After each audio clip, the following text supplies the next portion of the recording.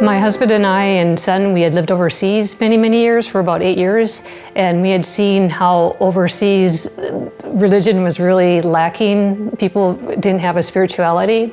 So when we came to the States, it was important to find a place that really emphasized outward mission and also an inward mission within a heart. And we found that the Brandon United Methodist Church offered that. And this church isn't afraid to allow people to use their gifts and to go forth and try to serve others. So I've been having a lot of fun in this church serving. One of them is the flower ministry, where flowers that are left over from Sunday, I get to go to various places and offer flowers to people who aren't expecting that. And you can imagine that I always get very good results from people who are surprised and very happy to get those flowers. Another ministry that I work with is the prayer ministry on Monday mornings, and it's very humbling and honorable in order to receive these requests from people and to find out what is on people's hearts and to be able to pray for them. Another ministry that I work with is the food co-op.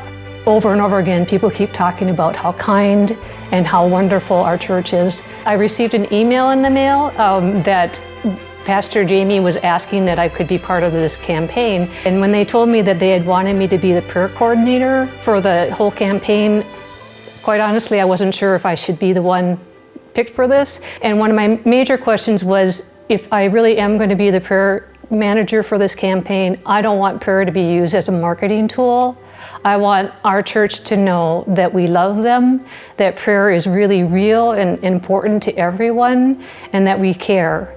And Pastor Jamie has assured me that this campaign, the bedrock of it is prayer, and that prayer is the engine that moves our church and makes it so that things can happen to further God's mission for us. I came from a very huge family where my father was working really hard, and my mother had to stay at home and take care of 14 of us. And yes, there really were 14. 1 month we discovered that my father had a heart condition where he needed to have quadruple heart surgery. So what had happened is, during the month of December, they called all of our children to the living room and asked them to sit down, and said that this year we won't be able to have Christmas presents, that instead we're going to have to pay for my father's surgery.